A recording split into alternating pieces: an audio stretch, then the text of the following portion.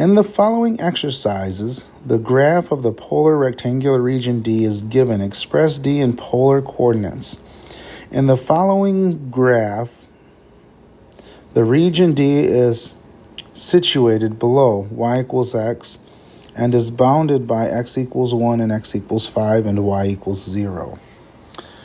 All right, so now what we're going to do here is we're going to express D in polar coordinates, because this is honestly one of the biggest obstacles when setting up these integrals for the volumes when dealing with polar coordinates, is the ability to set these up in polar coordinates. And then honestly, we just go by the formula after that, and I'll bring that up again later. But anyways, let's get into this now. So I know that we have this y equals x. So I bring up the equations for the transformation from rectangular to polar. So here they are.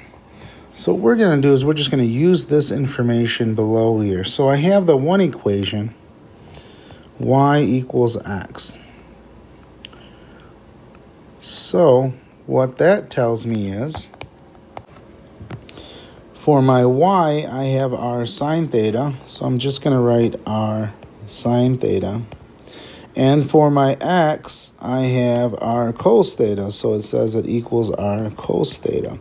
So all we did was just plug those values in here to determine what our r and theta is going to be, or a function of r, I should say. So our function of theta is that equals r.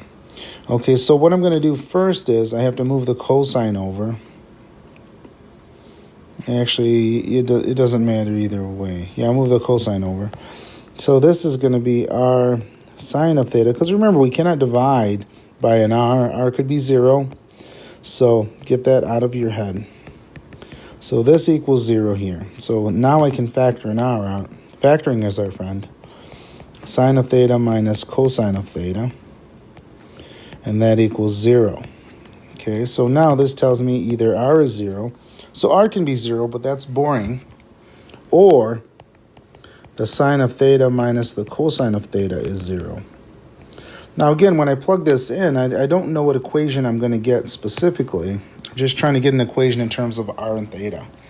So there's r equals 0 is kind of like the vacuous case, so we don't really have to consider it, but realize it is there. So really what we have is the sine of theta equals the cosine of theta. Now, if I'm trying to solve for theta or something here, because this is an equation of theta, of r equals some function of theta, so I'm going to divide by cosine of theta. And divide by cosine of theta. And I know I just told you that you shouldn't do that. But we can be a little careful here because we know our r is not 0. Theta could be 0 still? Yeah, maybe. Take a look at this, though. This is the tan of theta equals 1. So now I can actually find theta here. So where does that happen for theta? That means my theta equals pi fourths, or we might say 45 degrees. Where the tan of 45 degrees is where it equals 1. So that's telling me then that this angle here, I should say this angle, is pi over 4. And that's good to know. That'll serve us well later. So that's one thing to know. So now I'm going to erase this since we have that information in there now. And we're going to get to the other equation. Now for the other equation, we have x equals 1. And for x equals 1, I know x equals r cos theta. So I'm just going to plug that, or actually put it in place of the x there. So r cos theta equals 1. So then what I'm going to do, I'm just going to divide by cos of theta. There I go again.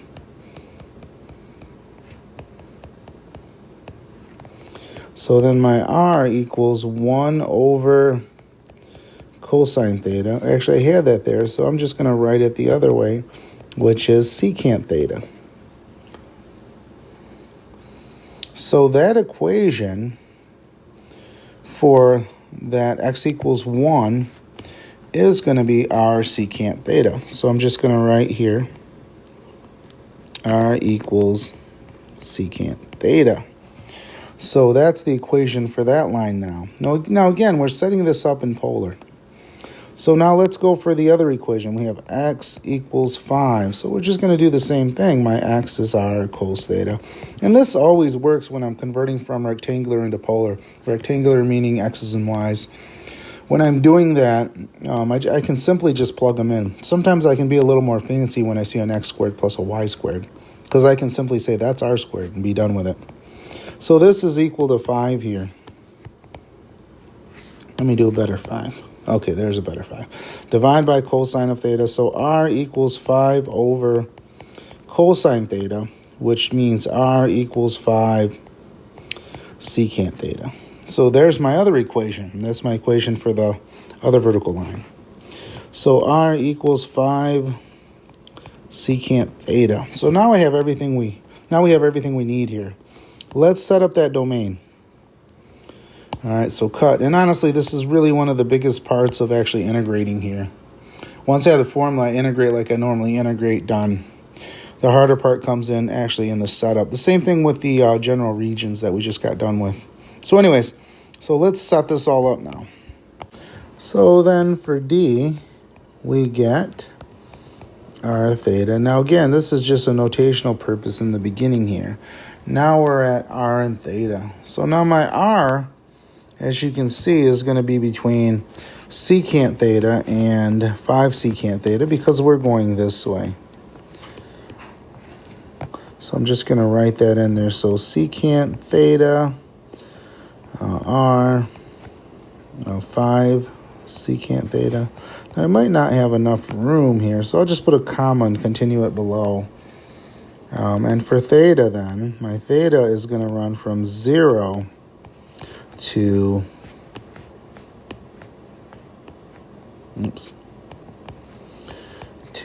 pi fourths. And I put the other squiggly bracket there.